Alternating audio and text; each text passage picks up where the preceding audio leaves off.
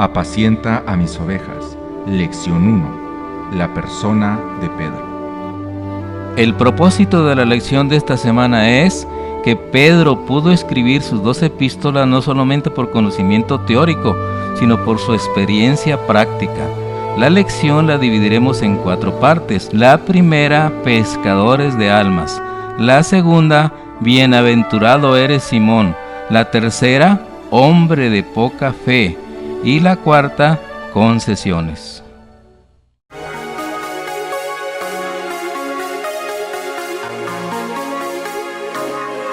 Frecuencia cristiana.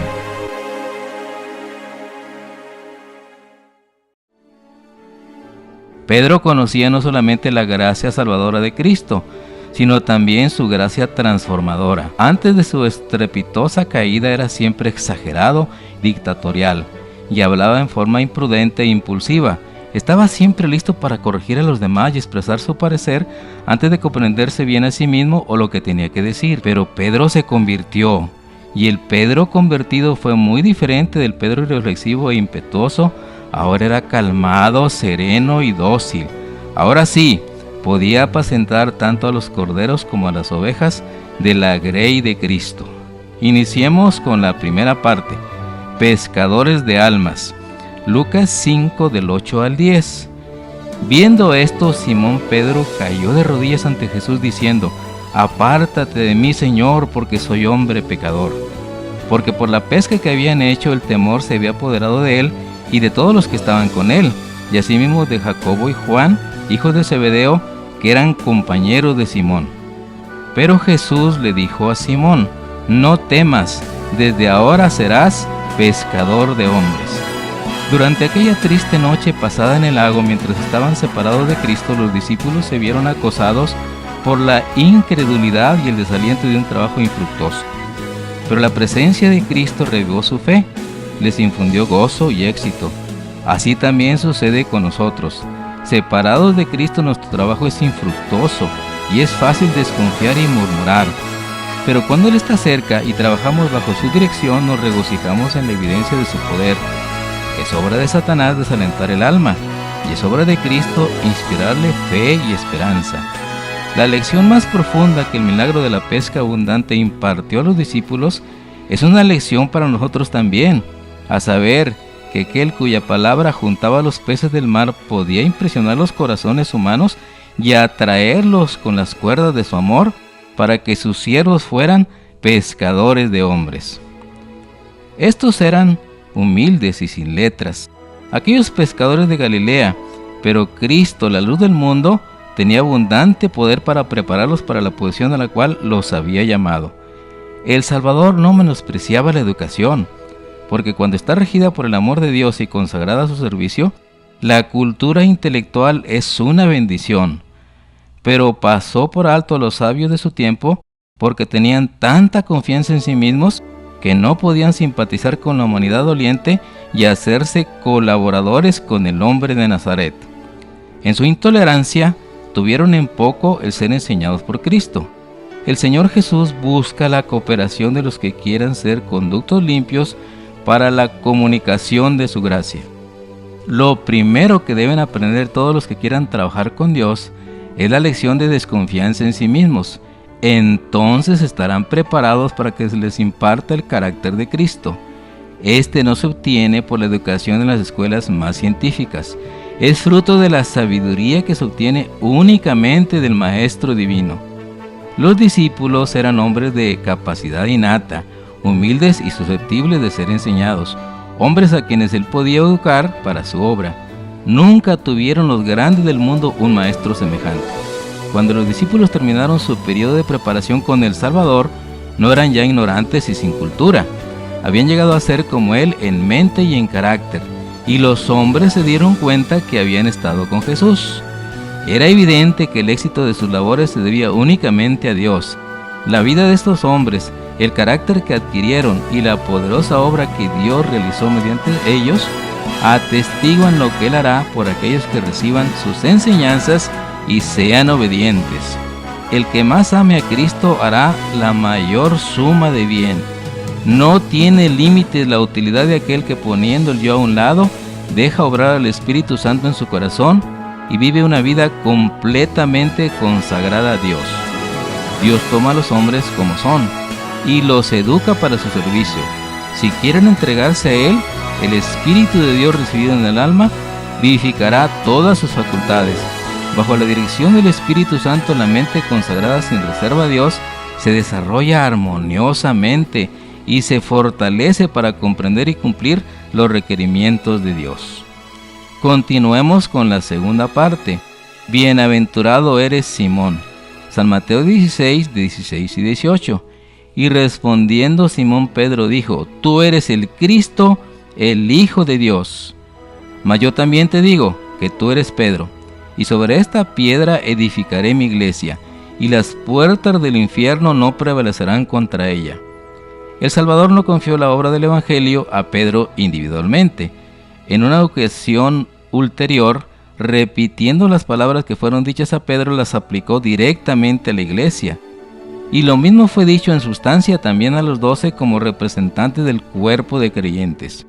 La iglesia está edificada sobre Cristo como su fundamento. Ha de obedecer a Cristo como su cabeza. No debe depender de hombre ni ser regida por el hombre. Y Pedro, tomándolo aparte, comenzó a reprenderle diciendo: Señor, ten compasión de ti. En ninguna manera esto te acontezca. Entonces él, volviéndose, dijo a Pedro: Quítate delante de mí, Satanás, porque me eres escándalo, porque no entiendes lo que es de Dios, sino lo que es de los hombres. Satanás estaba tratando de desalentar a Jesús y apartarlo de su misión, de padecer por causa del pecador. Y Pedro, en su amor ciego, estaba dando voz a la tentación. Pero el Salvador no le hizo caso, pensaba en su discípulo. Satanás se había interpuesto entre Pedro y su maestro, a fin de que el corazón del discípulo no fuese conmovido por la visión de la humillación de Cristo en su favor. Las palabras de Cristo fueron pronunciadas no a Pedro, sino a aquel que estaba tratando de separarlo de su Redentor. Fue una amarga lección para Pedro, una lección que aprendió lentamente, la que la senda de Cristo en la tierra pasaba por la agonía y la humillación. El discípulo rehuía la comunión con su Señor en el sufrimiento, pero en el calor del horno había de conocer su bendición. Mucho tiempo más, cuando su cuerpo activo se inclinaba bajo el peso de los años, escribió, Primera de Pedro, capítulo 4, versículos 12 y 13, Carísimos, no os maravilléis cuando sois examinados por fuego, lo cual se hace para vuestra prueba, como si alguna cosa peregrina os aconteciese. Antes bien, gozaos en que sois participantes de las aflicciones de Cristo, para que también en la revelación de su gloria os gocéis en su triunfo. Cristo dejó los atrios celestiales para venir a llevar una vida de oprobio, insultos y soportar una muerte ignominiosa. El que era rico en los inestimables tesoros del cielo se hizo pobre, a fin de que por su pobreza fuésemos enriquecidos. Hemos de seguir la senda que Él pisó. El amor hacia las almas por las cuales Cristo murió significa crucificar el yo. El que es hijo de Dios debe considerarse como eslabón en la cadena arrojada para salvar al mundo. La abnegación, la simpatía y el amor manifestados en la vida de Cristo han de volver a aparecer en la vida de aquel que trabaja para Dios. Prosigamos con la tercera parte, hombre de poca fe. San Mateo 14, 27 al 31. Mas luego Jesús les habló diciendo: Confiad, yo soy, no tengáis miedo. Entonces le respondió Pedro y dijo: Señor, si tú eres, manda que yo vaya a ti sobre las aguas. Y él le dijo: Ven. Y descendiendo Pedro del barco andaba sobre las aguas para ir a Jesús. Mas viendo el viento fuerte, tuvo miedo y comenzó a hundirse y dio voces diciendo: Señor, sálvame. Y al instante Jesús extendió la mano y trabó de él y le dijo: Hombre de poca fe, ¿por qué dudaste? Y andando lado a lado y teniendo a Pedro tomando de la mano, entraron juntos en el barco. Pero Pedro estaba ahora subyugado y callado. No tenía motivos para alabarse más que sus compañeros, porque por la incredulidad y el ensalzamiento propio casi había perdido la vida. Cuando apartó sus ojos de Jesús, perdió pie y se hundía en medio de las olas. Cuando las dificultades nos sobrevienen, Con cuánta frecuencia somos como Pedro, miramos las olas en vez de mantener nuestros ojos fijos en nuestro Salvador. Nuestros pies resbalan y las orgullosas aguas sumergen nuestras almas. Jesús no le había pedido a Pedro que fuera a él para perecer. Él no nos invita a seguirle para luego abandonarnos. No temas, nos dice, porque yo te redimí, te puse nombre, mío eres tú. Isaías 43:2. Cuando pasares por las aguas, yo seré contigo, y por los ríos no te anegarás. Cuando pasares por el fuego, no te quemarás, ni la llama arderá en ti. Día tras día, Dios instruye a sus hijos por las circunstancias de la vida diaria. Los está preparando para desempeñar su parte en aquel escenario más amplio que su providencia les ha designado. Es el resultado de la prueba diaria lo que determina su victoria o derrota en la gran crisis de la vida. Los que dejan sentir que dependen constantemente de Dios serán vencidos por la tentación. Podemos suponer ahora que nuestros pies están seguros y que nunca seremos movidos. Pero Satanás está proyectando aprovecharse de nuestras características, tanto heredadas como cultivadas, y cegar nuestros ojos acerca de nuestras propias necesidades y defectos. Únicamente comprendiendo nuestra propia debilidad y mirando fijamente a Jesús, podemos estar seguros. Finalicemos con la cuarta parte, concesiones. San Lucas 22, 60 al 62. Y Pedro dijo: hombre, no sé qué dices. Y luego, estando él aún hablando, el gallo cantó. Entonces, vuelto el Señor, miró a Pedro, y Pedro se acordó de la palabra del Señor que le había dicho: antes que el gallo cante, me negarás 3 veces. Y saliendo fuera, Pedro lloró amargamente. Por haber dormido cuando Jesús le había invitado a velar y orar, Pedro había preparado el terreno para su grave pecado. Todos los discípulos, por dormir en esa hora crítica, sufrieron una gran pérdida. La historia de Pedro en su negación del Señor es tristemente muy instructiva respecto de lo devastador que puede ser el resultado de hacer concesiones y transigir con el pecado. Como sabemos, la historia está llena de consecuencias terribles para la iglesia cristiana que sobrevienen cuando los creyentes hacen concesiones en cuanto a las verdades cruciales. Como pueblo tenemos que aprender que nunca debemos hacer concesiones bajo ninguna circunstancia. La historia de la iglesia primitiva atestigua que se cumplieron las palabras del Salvador. Los poderes de la tierra y del infierno se coaligaron para atacar a Cristo en la persona de sus discípulos. Encendióse el fuego de la persecución. Los cristianos fueron despojados de sus posesiones y expulsados de sus hogares. Muchos hallaron su testimonio con su sangre. Nobles y esclavos, ricos y pobres, sabios e ignorantes, todos eran muertos sin misericordia. En las persecuciones más encarnizadas, estos testigos de Jesús conservaron su fe sin mancha.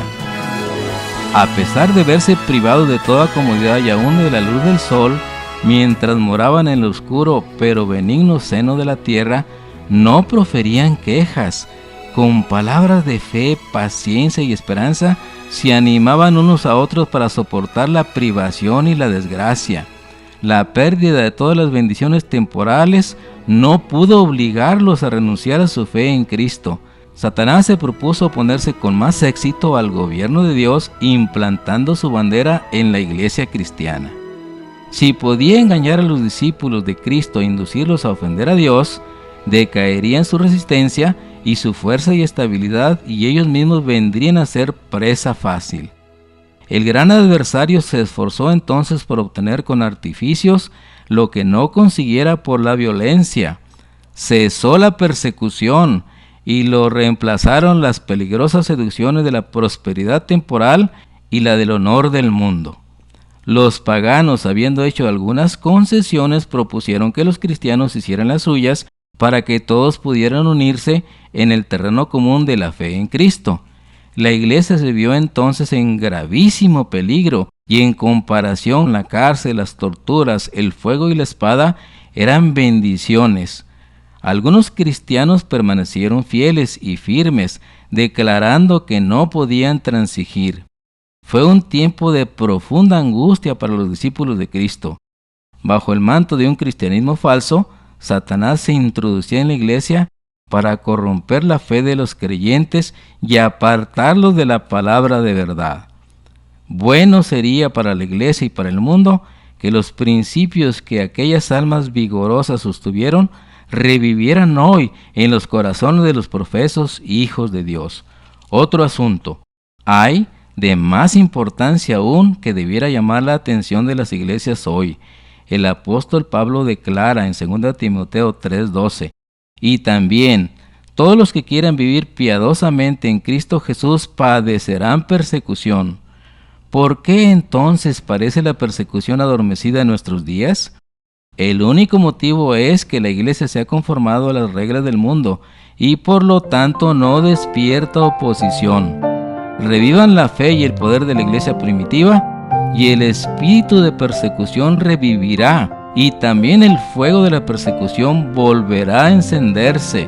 Decidamos hoy, como individuos y como iglesia, no hacer concesiones de ninguna clase con respecto a las verdades fundamentales de la palabra de Dios y mantenernos firmes, fieles, aún en medio de la oposición y la persecución de parte del enemigo de nuestras almas, y cantar: fijo mis ojos en Cristo, tan lleno de gracia y amor, y lo terrenal sin valor será a la luz del glorioso Señor.